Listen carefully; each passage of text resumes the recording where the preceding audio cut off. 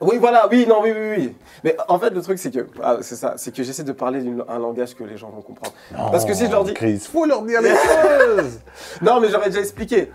Le trap, c'est le gangsta rap du Sud, tu vois. Ouais, mais oui. le truc, c'est que quand je dis trap, dans l'esprit des gens, C'est le son du South. voilà, Parce que tu c'est vois- le sound, tu vois. Ok. Genre, à un moment donné, quand French Montana va rapper et va faire ça, Ouais. tu vois, ce symbole-là, dans leur Mais tête, ça parce va que être... French, il rapouillait vite fait à New York. C'est ça, Il est parti dans le sud, à Atlanta, prendre de la force chez Gucci. c'est ça. Nicki Minaj, même chose. Elle galérait à New York, elle est partie à Atlanta, prendre la force chez Gucci. Ouais. Le trap, c'est Gucci.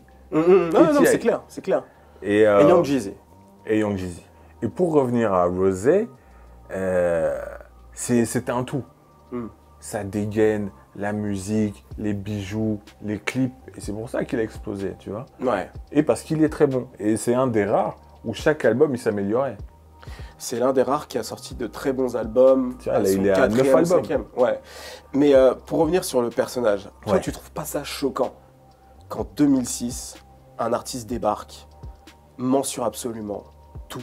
Mm. Parce que tu prends un artiste comme Tupac, ou tu m'as dit encore Biggie, c'est des artistes qui, à un moment donné, ont menti sur une partie de leur vécu.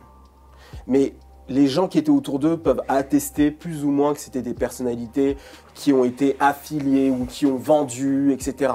Même à un moment donné, il y a des artistes comme Jay-Z, pendant longtemps, qui étaient contestés. Même j'ai vu 50 était contesté. Donc, que tu sois contesté, mais qu'en même temps, tu aies plus ou moins vécu cette Non, vie-là, mais c'est quelque chose. je crois que Rick Ross, c'est le seul, Mais c'est Ricky le plus flagrant. Ricky Rose, Parce que quand sort la vidéo en 2008, non, pas la vidéo, la la photo, photo. c'était sur le site Smoking Gun. C'était Ouais. Ouais, c'était le site l'ancêtre qui, de Shade Room, ouais, tu vois. qui claquait les photos. Au les début, trucs ils ont comme ça. sorti la photo où tu vois juste sa tête et sa cravate. Ouais. Donc lui, mais non, c'est n'importe quoi, machin, truc. Les gars, ils sortent la photo quelques jours après. Lui, il rement encore. Mais non, c'est n'importe quoi. Et ils ont sorti sa fiche de paye avec son nom.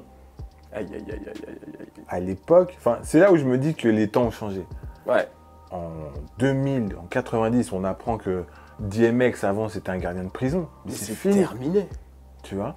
Et là, grâce à son talent, grâce aussi aux mœurs qui ont changé, c'est passé.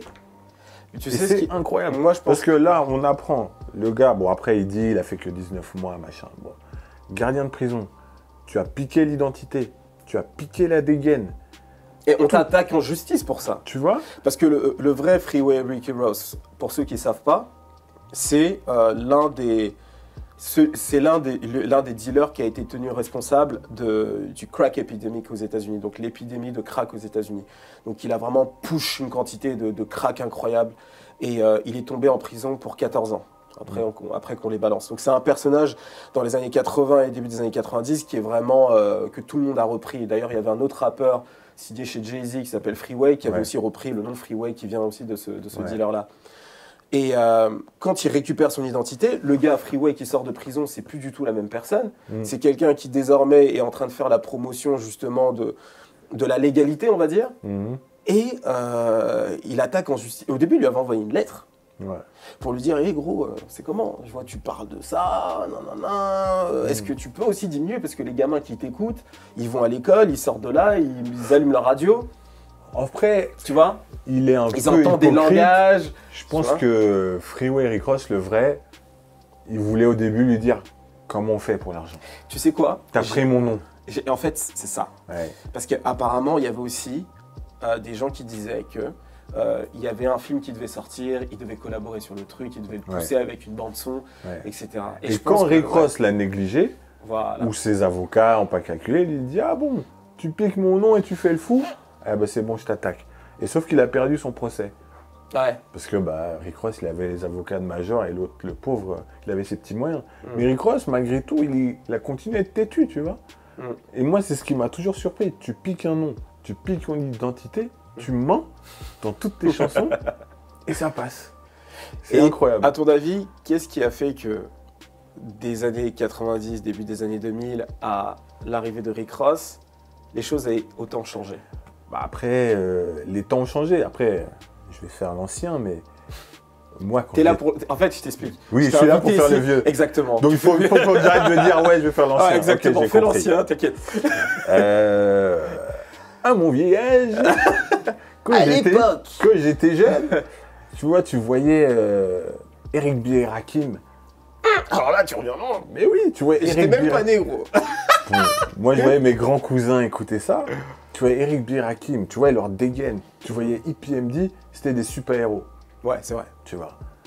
C'était les vestes Dapper Dan, les grosses chaînes. C'était du jamais vu. LL Cool J, les gens oublient, bon, maintenant c'est un acteur.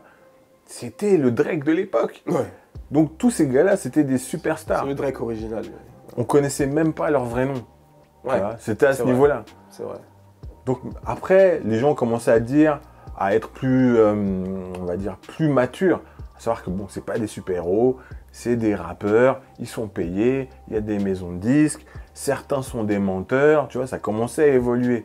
Mais au début, quand tu es un fan, tu te dis pas que Rakim, il a pris des cours de trompette, pourtant c'est le cas, tu vois. C'est aussi le cas de Nas. Exactement. C'est chaud. Bah, ouais, Enfin, c'est mais pas bon, chaud. c'est pas chaud. C'est juste dans notre tête. C'est juste que quand tu vois Rakim à l'époque, tu te dis, mais c'est la Kaira ultime, Ouais. c'est le talent ultime. Ouais. Et Rick Ross, lui, il est arrivé où les gens ont commencé à se dire, ah, c'est pas grave. Ouais, Peut-être parce que les gens menti. étaient habitués. Peut-être. Non, c'est qu'ils se sont dit, il ment, ouais, mais c'est pas grave. Tu sais, c'est pour revenir, on en parlait de Drake. Ouais. Il y a 20 ans, ce que Pusha T lui a fait, ça tue sa carrière. Ouais. Mais là, ses fans, elle ou il, ils disent, ouais, c'est pas grave. Ouais, dans une époque où Tu on s'en vois. fout. Or qu'avant, tu vois, ton rappeur, c'était ton héros. Ouais. C'était vraiment ton héros. Tu vois, Public Enemy, moi, je buvais leurs paroles. Tu Ouais. vois. En plus, c'était tout leur truc, leur casquette, le machin, tout était neuf. Ouais. Alors que maintenant, tu vois un clip, limite, après, tu vas sur Instagram, tu peux t'acheter la même veste que le mec. Mais moi, quand je vois la veste Raiders de Chuck D, je vais pas sur Instagram pour l'acheter. À l'époque, je me dis, mais c'est quoi ce truc Raiders? C'est quoi? C'est une barre de chocolat? C'est comment, tu vois? C'est trop. Enfin bref, pour en revenir à Rick Ross, il a bénéficié de ça. Ouais. Le gars, c'est un gros menteur, tout le monde s'en fout. Parce que après, le gars est très bon. Moi, je pense que c'est aussi l'entourage et les paillettes qu'il a pu envoyer. Et déjà, c'est ça d'une part. Et je pense c'est que les gens aussi ont commencé à comprendre de plus en plus, comme tu le disais, que les gens étaient faillibles. Non, en fait, il y a un truc aussi que je vais rajouter, c'est qu'avant, dans le package du rappeur, tu avais bon clip, bon lyrics, bonne prod et la crédibilité. Ouais. Être crédible, c'était le truc. C'est 50 qui a vraiment mis ce truc en avant. Ouais. Tu vois, c'est je rappe bien, oui, mais je me suis fait tirer dessus 9 fois et j'ai survécu. Ouais, mais moi, j'ai... T'avais une tendance comme ça, plein de mecs. T'avais Maino qui venait de se faire tirer dessus. Ouais. T'avais un gros rappeur, j'ai oublié, qui avait fait même une fausse fusillade devant Hot 97. Ah, pour faire monter la sauce, tu vois. Sa crédibilité. Même The Game, Ouais. Ah ouais, apparemment, The Game, ouais, c'était un mec cool. de base. un mec cool, apparemment des gens qui disent ancien stripteaseur. Non, ça, je pense que c'est faux. Ah non, c'est pas faux. Sa mère avait un bar de striptease, mais non, c'est pas un stripteaseur. Le Par gars contre, avait un piercing sur la il langue, était je sais dans- pas. Ah bon. Je ne juge pas. Mais il avait un comment on appelle ça? Il avait participé à un jeu Voilà, c'est ça. où tu vois, où la fille disait ouais, quand je lui ai dit que c'est fini, il a pleuré. Il a pleuré, etc. Mais dans la vidéo, tu le vois, Tu vois, très ça. attristé. Tu vois que tu vois, c'est le genre de Renoir qui va se lécher les lèvres. Et... Tu vois ce que je veux dire? C'est plutôt le genre de Renoir quand tu regardes les vidéos. Je dis pas que c'est le cas, j'en sais rien, ça se trouve. Bon. Tu vois ce Faut que lui je veux dire ça en 2019. je sais Exactement. pas. Mais tu vois, par exemple, Mais c'est vrai que quand tu vois la vidéo et que tu vois le manager à l'époque de 6ix9ine dire ouais, moi je me rappelle quand The Game, c'était quelqu'un qui passait dans l'émission et qui pleurait. Enfin, tu vois, moi j'en sais rien, tu vois, je regarde le truc, je les connais pas tous ces mecs-là, mais tu te dis ouais, effectivement, quand tu le vois dans cette émission-là, t'as pas l'impression que c'est un Mais- voyou de fou, tu vois. mais Mais c'est bon, ça. aujourd'hui, ça doit sûrement l'être. Hein. et même pas, mais bon. Mais à l'époque, c'était un critère, Dans la un mois, on va crédibilité. aller, hein. Ouf, bon, doucement alors. Mais la crédibilité, ça faisait partie du package, tu vois. Ouais. Et The Game, il est arrivé, on lui a construit une histoire, lui aussi, une fusillade. Il vendait du crack, il s'en est sorti. Puis à l'hôpital, il s'est mis à écrire son album. Et Dre a écouté le petit. Tu vois, il y avait un storytelling comme ça. Mais tu sais quoi, je vais te dire un truc. Moi, ce que je pense de cette a cette street crédibilité. Depuis les années 90, elle a toujours été fausse pour la plupart des rappeurs. En fait, ce que je me dis, c'est que les gens ne sont pas forcément attachés à ce que ce soit vrai ou non, ils veulent rêver. Non, mais pour les fans de l'époque, si on apprenait par exemple que 50, il prenait des cours de ballet, en 2006, il serait mort. Ouais, mais regarde, en 2001, quand Jay-Z et Nas commencent à se révéler des histoires, Jay-Z révèle que Nas il prenait des cours de piano ou de trompette. C'était Prodigy. Il Prodigy. prenait des cours de ballet. Bah, ça l'a tué. C'est vrai? Eh ben, ça l'a tué. Ok. Ça a tué Prodigy. Mais Nas aussi, il lui a révélé pas mal de choses. Je ne sais plus ce qu'il avait dit dans les interviews, etc. Mais Nas, il y a eu beaucoup de choses qui sont sorties à cette époque-là qui ont fait que sa street crédibilité en avait pris un réel coup. Mais il était toujours là. Oui, mais parce que c'était Nas. Le gars est arrivé quand même avec un classique. Mais regarde. Mais ça lui a fait très, très, très mal. Mais regarde, même Tupac. Moi, j'ai l'impression, c'est vrai qu'une partie, on va dire les fans purs de hip-hop, les plus passionnés, on va dire, vont s'attacher à ce genre de détails-là. Mais en réalité, les gens veulent croire ce qu'ils veulent croire. Et surtout, les gens aiment les histoires. Ils aiment ce que 50 Cent peut dire aujourd'hui, voilà. Tout ce que Rick Ross raconte, c'est faux. Pendant cette période-là, tant que Rick Ross n'aura pas répondu, il n'aura rien sorti, la carrière de Rick Ross va chuter un petit peu. Mais à l'instant où il va sortir un single et il va te vendre du rêve, où l'instru va être bonne, le son va être bon, etc., les gens vont dire « Ah, fuck that !» Le son est lourd. Non, mais c'est parce que c'est une autre époque. Ouais, mais moi je pense que les gens ont toujours été plus ou moins comme ça, et ça a aidé. Non, parce qu'à l'époque, tu vois, quand il y avait des clashs, c'était du sérieux. Quand tu perdais un clash, t'étais foutu. Mais non, ouais, mais c'est qu'un clash. Oui, mais de toute façon, il a vendu 400 000. Moi aussi, tu vois, Cannibus contre LL Cool J à l'époque, ouais. On s'en fichait de savoir qui a vendu ou pas. C'était le clash. C'était qui va gagner. Ouais. Qui va gagner. Qui va gagner. Mais Cannibus, c'est pas sa street crédibilité qui l'a tué. Dans mes souvenirs, c'est juste le talent de LL. Oui, mais tu vois, du coup, les critères, c'était talent, crédibilité. Ouais. Et... Moi, cette histoire de crédibilité, je crois que ça a été trop surestimé avec le recul. J'ai l'impression que ça a été surestimé. Il y a pas tant d'artistes. Je trouve qu'il n'y a pas tant d'artistes qui sont morts de leur crédibilité. Ils sont morts d'humiliation. Et la crédibilité, ça a été un outil pour humilier les mecs. Mais j'ai pas l'impression qu'ils soient vraiment morts de leur street crédibilité. En tout cas, Prodigy, moi je sais. Ouais, c'est vrai, je me rappelle, lui, ça a été un cas. Ça lui a fait du mal, tu vois. Et un autre aussi qui est mort comme ça, pour le coup. Et en plus, c'était 3 fois rien, c'était Lil Flip. Ouais, exactement. Quand T.I. l'a humilié, avait mis la photo, etc. Je vous mets l'image d'ailleurs.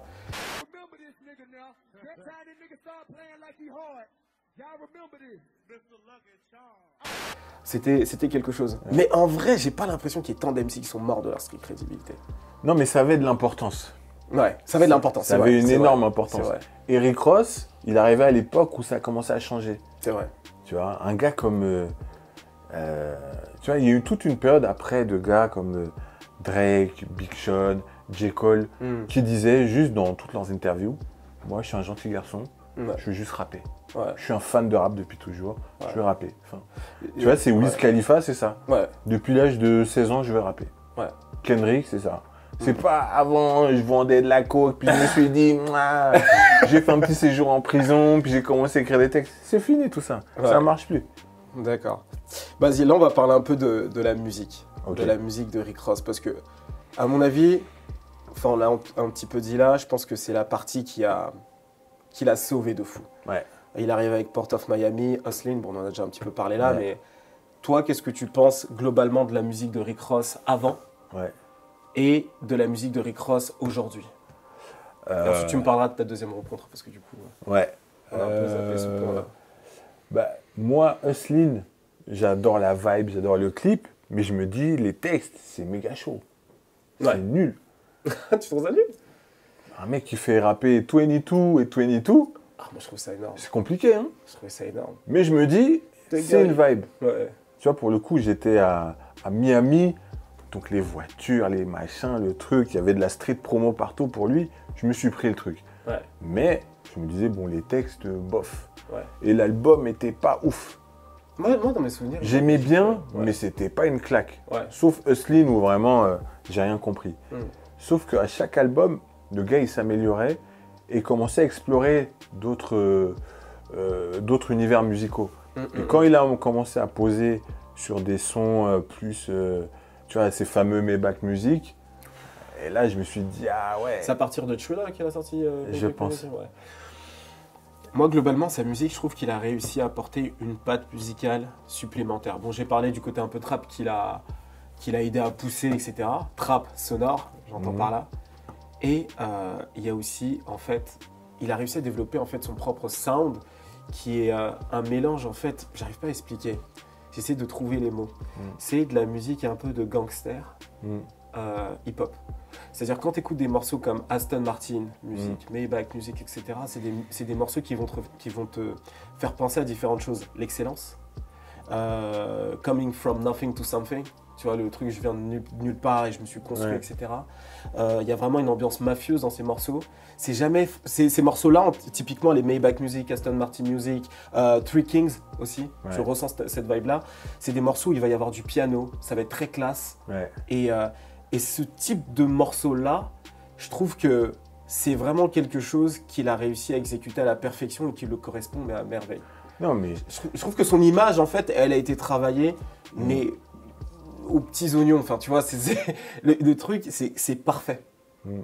Et je trouve que en termes de musique, en plus, ce que je trouve avec ce type d'instru-là et ce type de musique-là, c'est que c'est intemporel aussi. Tu vois, le Maybach Music 1, tu l'écoutes aujourd'hui, il démonte. Non, après, il y a tout ce que tu dis et puis le choix des producteurs. Je ne sais plus c'est dans quel album, je pense que c'est dans God Forgives I Don't, ou peut-être dans Mastermind.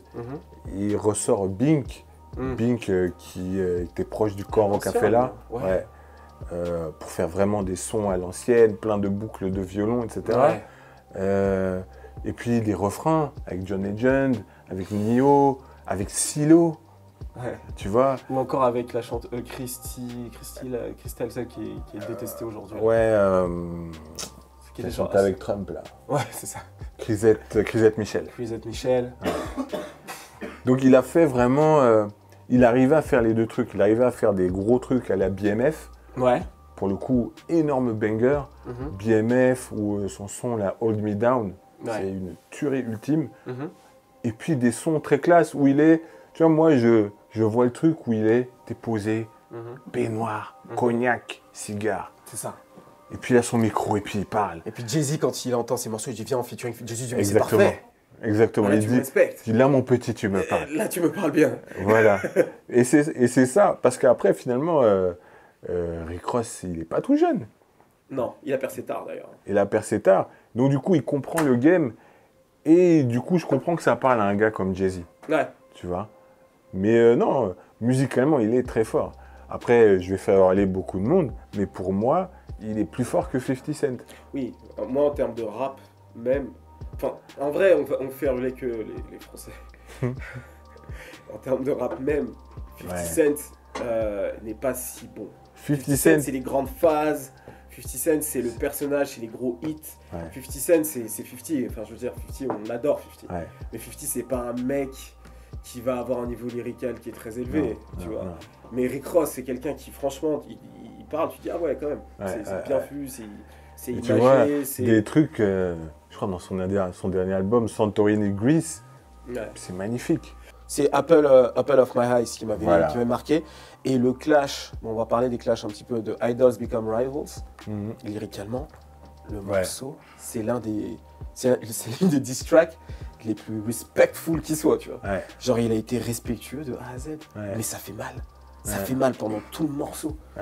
Tu vois, avoir ce ton qui est à la fois agressif, mais passif-agressif, c'est pas tous les MC qui sont capables d'avoir ça, tu vois.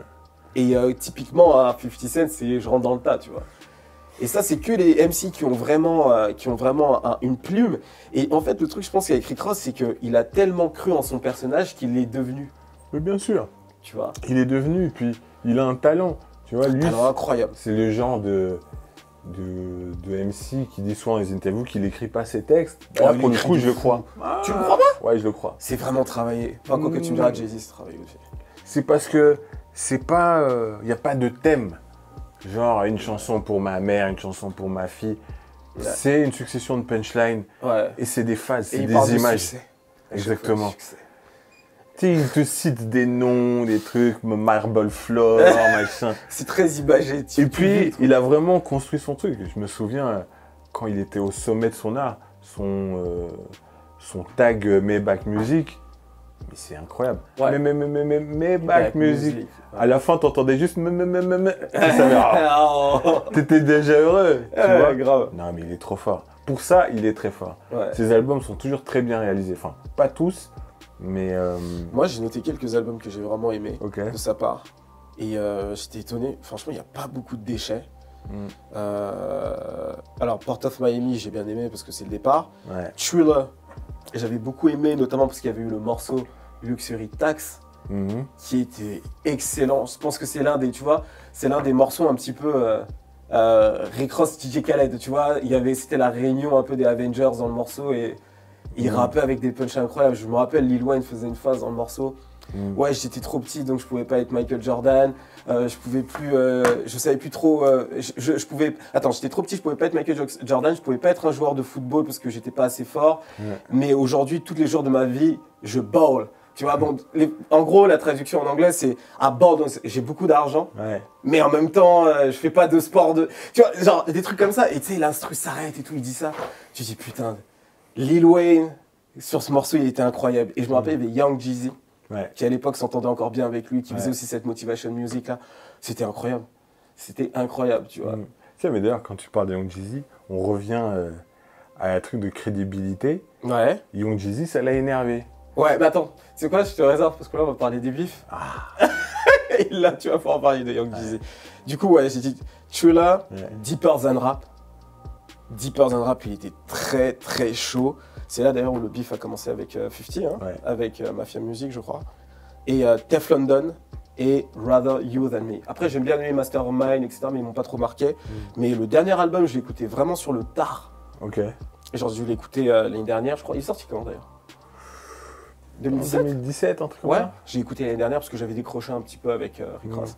Et l'album est énorme. Non, mais il est toujours bon. Toujours bon, tu vois. En fait, il est toujours bon. Il cherche plus forcément à être relevant comme avant, il continue dans son style de musique. Il sait que de toute façon, c'est de la musique qui vieillit bien en fait. Tu vois. Et toi, du coup, t'as préféré quoi? Après, moi, j'ai plus des titres que j'ai aimés. BMF, c'est pas original, mais tu vois, je l'ai réécouté. Mais il a influencé tous les singles qui sont sortis après. Tu vois, je me souviens, le morceau était sorti d'abord dans une mixtape. Ouais. T'avais. Ça avait un nom, Albert quelque chose, je crois. Ouais, Albert Anastasia, un truc comme ça. T'avais MC Hammer. Le morceau s'appelait MC. Il avait un morceau qui s'appelait MC Hammer et ce morceau BMF. Et c'est pratiquement les mêmes, mais ça fait toujours plaisir. Mais ils se suivent en plus. Ouais. T'as Hold Me Down, une tuerie.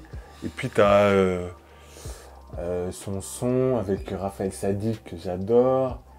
T'as un son avec.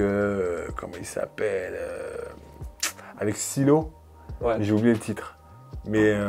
C'est dans le dernier album avec Silo. Non, c'est dans l'avant-dernier. Tears of Joy. Oh, ouais. Tears of Joy. Était bon. Magnifique. Ouais. Magnifique. Tears of Joy, était bon. Là, c'est des gros morceaux. Après, moi, j'aime vraiment bien Rick Ross. Tu vois, je suis vraiment un client. Mais Tears of Joy, c'est presque son classique. Ah, tu vois. Ouais. Et t'as un son avec Raphaël Saadiq, il faut que je trouve le titre. Bon, je le trouverai pas, c'est dommage. Mais googlisez, magnifique. Moi, pour moi, vraiment, Rick Ross, je sais pas si on peut parler de classique dans les albums, quoique. Tu vois, pour moi, un Tef London, c'est un classique. Et en fait, c'est plus BMF. Parce que BMF, pour moi, en fait, il faut influencer pour être un classique. Il faut aussi être très original. Il ne faut pas juste être populaire. Il faut être très original, changer la donne, changer la direction et avoir un gros succès commercial. Pour moi, c'est un peu les trois critères. Après, les succès commerciaux, peut-être un petit peu moins. Voilà, parce qu'il n'a jamais été Platinum Rosé, par exemple. C'est vrai? Ah non. Parce qu'il n'a jamais eu de gros single public, hein, grand public. À part BMF, du coup. BMF, ça passait pas dans les radios aux États-Unis. Hein. Ah non. Parce que c'est trop. C'est pas le morceau qui avait broke tous les markets, tous les marchés de. Non. Lui, il a jamais eu un truc à la In The Club ou Candy Shop. Jamais. Parce que c'est trop. Mais c'est ses albums qui se vendaient bien quand même. Hein. Ouais, mais jamais Platinum. Jamais Platinum. Non. Ok. Tu vois, il a pas fait des gros stades aux États-Unis, jamais. Mais il était constant.